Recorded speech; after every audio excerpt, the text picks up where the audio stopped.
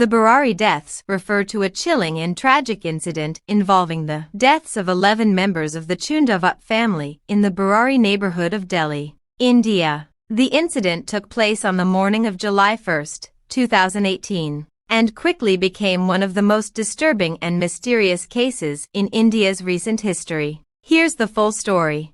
The Chundawat family, originally from Rajasthan, had been living in Burari for about 2 decades. The family consisted of 11 members spanning 3 generations. The family was well known in the neighborhood for running a grocery shop and a plywood business. They were described as a normal, happy, and religious family. However, what appeared on the surface masked a deeply disturbing undercurrent of superstition and psychological issues.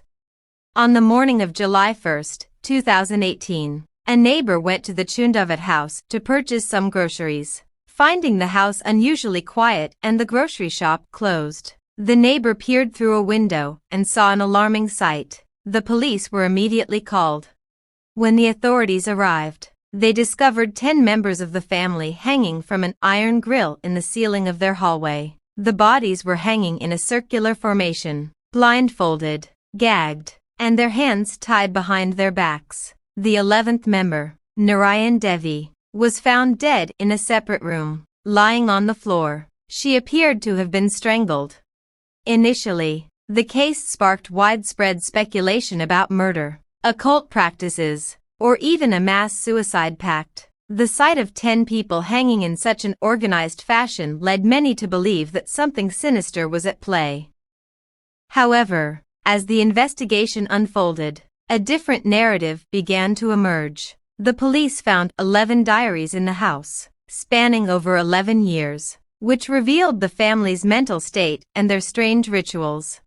The diaries indicated that the family was heavily influenced by Lalit, the younger son of Narayan Devi. Lalit had reportedly begun to exhibit strange behavior after the death of his father in 2007. He claimed that he could communicate with his father's spirit, who guided him on how to take care of the family and how to live their lives.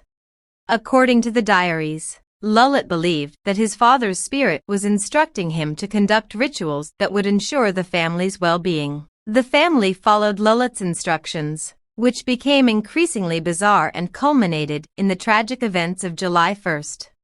The final entries in the diaries outlined a ritual that was supposed to bring the family good fortune. Lalit convinced the family that, by performing this ritual, their deceased father's spirit would protect them and that they would emerge unscathed. The ritual involved the entire family blindfolding themselves, gagging their mouths, and tying their hands behind their backs before hanging themselves.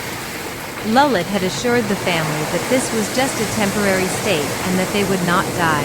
He believed that his father's spirit would save them at the last moment. Unfortunately, this ritual led to their deaths. The Burari deaths were ultimately ruled as a case of shared psychotic disorder or folie à famille, where the delusions of one person, Lalit, were transmitted to the entire family. The case highlighted the dangers of blind faith and superstition, especially when combined with mental illness.